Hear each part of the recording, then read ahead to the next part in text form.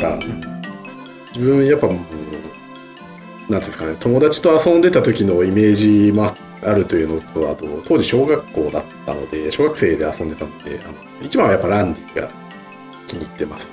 自分が一番メインでプレイしてたというところと、やっぱ少年だった自分の気持ちっていうのがとてもなんかランディに感情移入しやすくて、ランディの方が好きでした。まあプリムとポポイも全然好きなんですけど、やっぱ当時思春期だったところなのでプリムをやっぱりねプレイすることにはだって小学生だからね、男の子がなんかやっぱ女の子キャラをプレイしてるっていうのはちょっと恥ずかしくて、その気持ちはわかりますよ。でポポイはやっぱみんなから人気だから魔法使えるっていうので取り合いだったんですよね。で遊んでると大体やっぱ兄貴にポポイを取られて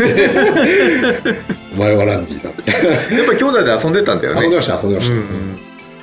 ていうところからもやっぱランディをずっと使ってたイメージなのでランディが基本好き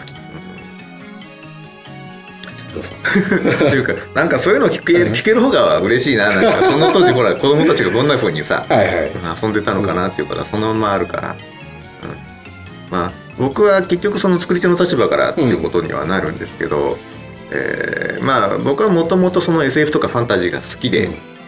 それこそ今のっていうんじゃないな、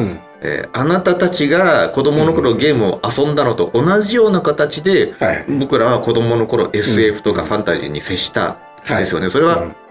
小説であったり映画であったりしたんだけど、そういったものに対する思い出みたいなのがずっとあって、でも僕が成長してくる過程でやがて自分がそのファンタジーのゲームの音楽を作るなんていうふうにはもうみじんも思ってなかったんだけど、でもどういうわけかそういう仕事についてそういう機会が巡ってきて、やっぱり